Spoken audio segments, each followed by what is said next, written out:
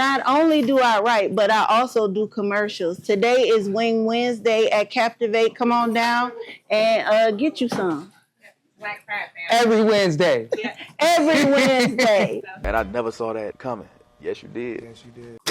What's good, everybody? It's your boy King T from the King T Network. And look, we are here. Shout out Captivate for having us.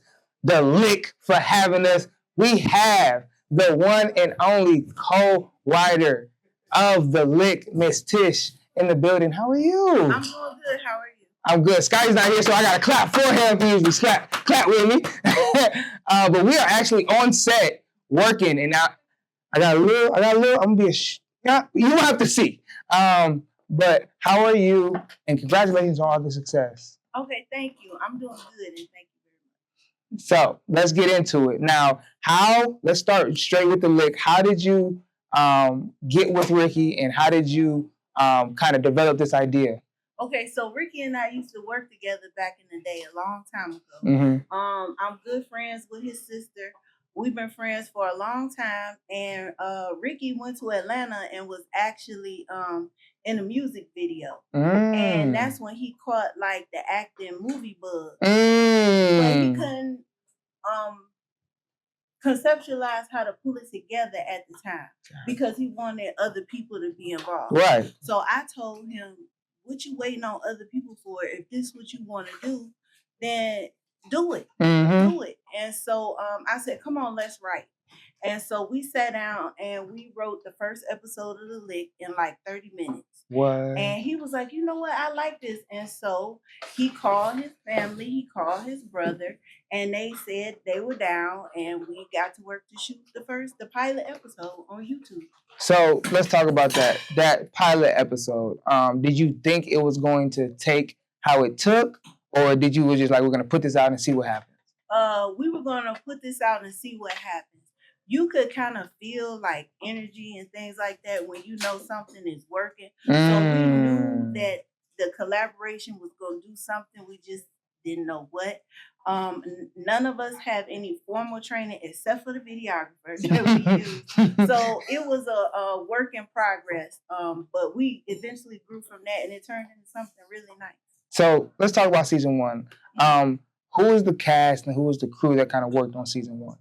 Okay, so season one was pretty much close family and friends.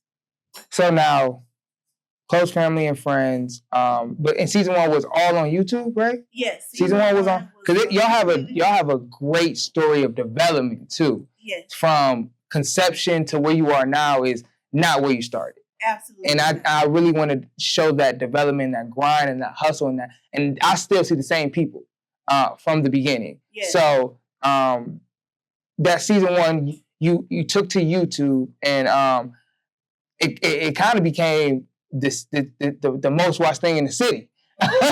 but you know what? It grew in the city. But one thing I want to say, and that I learned through this process, is that your market is not just Cleveland. Right. So when we originally got support, we had people from Texas, Alabama, down south. I'm like the demographics, the algorithm type person. Mm-hmm. So I'm always looking at the link tree, looking on YouTube, and we had people from out of the country watching The Lick, actually. So it from season one. From season one, we had like 2K views, 3K views, 4K views, and a lot of it was coming from out of state and overseas. So how do you think it kind of caught wind in other cities and other states? Through marketing. So Ricky is good at that, and so are the cast as far as marketing and posting and Reels. Now that Reels are something that's popular on Instagram and TikTok, I feel like that's what garnered the show's success locally. Now I love that. Now y'all also stuck together. Yeah. Y'all, and especially in that season one, made sure that people knew who was a part of it. Yeah. Meaning, y'all all came as a unit, y'all all came as a group, but then y'all individually was telling, yeah, this is everybody loves bacon. This is, and y'all were developing and not just the characters, but these brands, these Correct. personal brands. So now, almost 2-3 years later, these personal brands have grown. People bring y'all out, but was that always the plan? Was to develop this series, but also develop personal brands to help grow the series, or bring in people who have personal brands? So I really didn't have a plan. I can't speak for anybody else. I just enjoy writing, and this is like a break from me from my regular life. I'm a nurse by trade, a travel nurse. Gotcha. But I like y'all be getting paid. I see them numbers. I be seeing them. It be like a week, 250, 2,500. Oh, Something easy. Don't put my business. That's the early, unexperienced ones. I know she getting money. Anyway, I like to I didn't have a plan. I just like to create, but through this, and I've gotten other opportunities. Ricky has appeared in movies. He was an extra in a Disney movie, I believe. Wow. So everybody's gotten opportunities, experiences through this. Absolutely. So from that first episode, how has the writing developed between you and Ricky? So from the first episode to now, we got good creative chemistry together. We always had that, but I will say I'm sensitive about my stuff, and sometimes we argue about that, but for the most part, we have good creative chemistry. We kind of see the same way, and I'm a thug for real, so I think I do good with this series. Yeah, she a thug for real, because he listening, and she's saying exactly what she gonna say. Okay, so going from season 1 to season 2, y'all moved to TUBI, correct? Yes. So now, taking that step and taking that leap and developing a following from that, how was that conversation? So the conversation was, I submitted the packet. I saw that Dame Dash and Omar, shout out to y'all for Omar is the aggregator for Dame Dash, but now it's Homestead Studios and Fast Forward Films, and I saw that they were looking for series, and so I submitted the packet, and I told Rick, this is what I did. He was like, okay, cool, and they called 2 days later. What? So what did the packet include for maybe an up-and-coming creative who's trying to get their stuff to a distributor? So most distributors and aggregators, they want a completed film, a completed work. They want closed captions, and they want something that's called deliverables. So they want your cover art. They want your film for your picture for the series. They want a synopsis of the series, and they want to know the runtime. If it is a series, it has to be at least 30 minutes. And I think that's per episode? Per episode, yeah. Got you. So I seen kind of in the season 2, the episodes did get longer. Yes. Was that a harder process to develop the story, or was it like, oh, we're just gonna keep writing? No, it wasn't a harder process.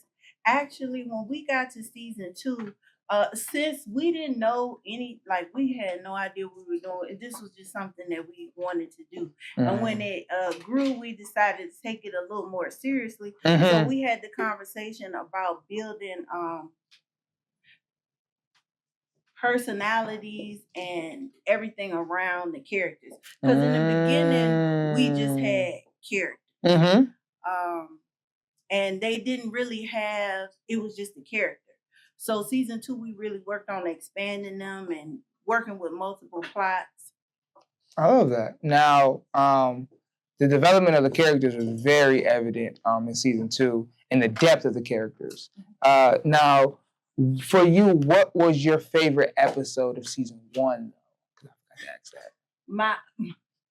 My favorite episode of season 1, I think, so I really like the one with the gym scene.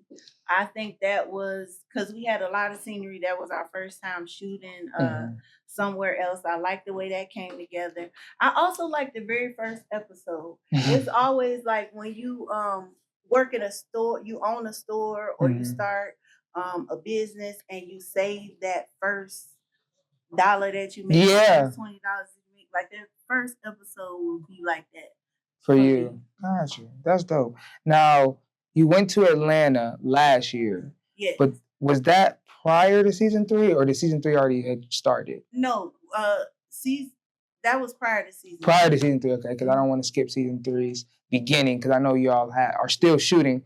Your boy. But you're also you did an amazing season 2. Yes. So coming off of that and coming off of the TUBI success, what were the ideas going into season 3? Was it like, are we coming to an end? Are we still developing?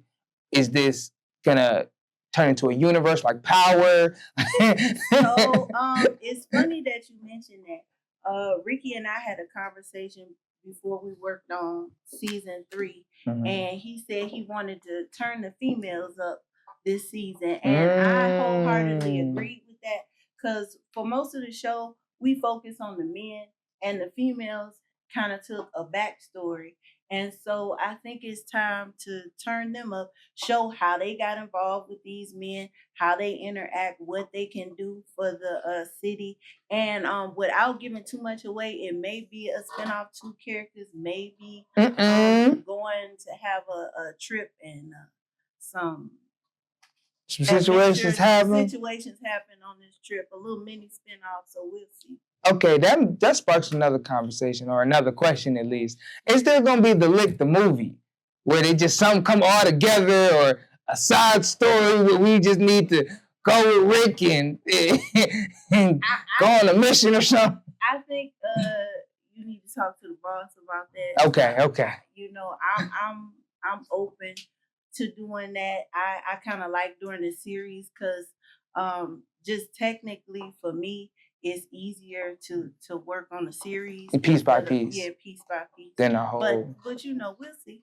Okay, because I mean, if you look at the great TV series, they throw in a little movie special, little Christmas special, something. If y'all got a Christmas special on the Lick, that'd be fire. I ain't gonna lie. But okay, now developing as a writer, when did that start? So I always wrote creatively in school and college. I would take classes like that because that's something that I like to do. But it really started professionally for me when I started working with everyone for the Lick. Wow. So was it ever nerve-wracking for you? Did you ever lose any ideas? Like you couldn't like get past one point? Was there ever like a point of like just rough writing where you just couldn't figure out where you wanted to go next? Yes, I had writer's block. There you go. That's what I was looking for. The block of the writer. I had writer's block for season 3. And it was terrible because I wanted to keep writing, and I don't know how other writers write, but I write in bursts. So I'm like, I gotta stop what I'm doing. Boom, boom, boom, boom, boom. And then I stop and then I come back to it. So for me, what I had to do was like change my environment. But luckily I was in California on a traveling assignment. It's lots of environment. So I would go sit outside at the beach and watch people and listen to music, and that would help. Absolutely. So before season 3, you go take a trip to Atlanta. I meet you officially, I believe, for the 3rd time or 4th time, but we lock in and we actually get on camera. But I was nervous, by the way. And shout out to Gabby, I believe she did that interview. Yes. But just being in Atlanta, shout out to Ray Jr. and being at a conference such as that with other independent writers, producers, directors. How was that for you? It was amazing. So one of the actresses, Lauren, we actually got close on that trip. She likes to shop, and so do I. So we really bonded with that experience. But outside of that, I had a good time, and it was amazing for me. And I made it a point because I don't like public speaking. And I made it a point to become more extroverted and open my mouth. And reading, so like how can I say this? And open my mouth, because the things I've been reading and things I've been learning, growing so far, things come to you when you speak. You open your mouth and you manifest, and you have to stay positive, stay in a higher vibration, so those things can come to you. So I made it a point when I went down there to open my mouth, and since I opened my mouth on the red carpet with you, I've got more opportunities. Wow. So that was a turning point for you. Yes. That's amazing, because you were saying it while you were there. Like, I want to get out more. I want to talk more. But I didn't know it was like, this was the moment. Yeah, So like, looking back and seeing, actually being a part of was. that moment, that's amazing. That's amazing. So thank you. Of course. No, I'm glad to be a part of it. Now, coming to a close, we got to shoot, y'all. We got things to do. Yes. What for you do you want your legacy to be with the lick, or and then overall as a writer and producer director? Okay, so I enjoy what I'm doing right now. I think we've grown as a family. Like any other family, you know, we fight, we break up to make up. But I enjoy working with the crew. I'm excited about what we have. As for me personally, I'm gonna keep writing. I don't like to act. I did my first cameo for season 3, and I just did a commercial for Captivate. Come on. So we'll see. We getting in there. But I do love to write. I also do video treatments. Okay. For rap artists. So in April, I'm going to shoot a video in Atlanta. What? So I'm excited about that. Also, we formed a group here in Cleveland called Creative Theory. Mm-hmm. So it was a group of people, and they asked me to join other creatives, and they are working to help get some of these productions out in the city. Mm-hmm. And they're bringing people in from Detroit and other places to work on that. So I was thankful for that experience. I'm working with them as a production assistant. Absolutely. Something that I learned how to do. I took a workshop on that, so that's I enjoyed amazing. that. And Ricky and I actually wrote a feature-length film. It's a rom-com, and we're looking to put that into production. So anybody out there ready to work with us and put our film on the screen, let us know. Reach out. I love that. Okay, so a couple last questions. One, what do you believe? Where do you see the independent film industry going? Because it's grown so much. So I see the independent film industry taking a big boom. Mm. I think that 2025 is the year for the creator. If you notice, there are multiple streaming platforms. Everybody's getting opportunities. Everybody's working together to come up with films. There's money to be made. There's good times to be had. Mm-hmm. So I really see 2025 as the year of the creator. If you write, if you act, whatever. I love that. All right. So my last question is basically our last segment of the podcast interview to make it official. Mm-hmm. So it's called Get It Off Your Chest. Okay. So it's anything you need to get off your chest before we see you again, to anybody you need to talk to in the world. Get it off my chest. Could be the fans, the haters, your mama, anybody. Okay, so we're not gonna focus on the haters. Everybody does have those. What I will say is, anything that you want to do, try to do it. Make it happen.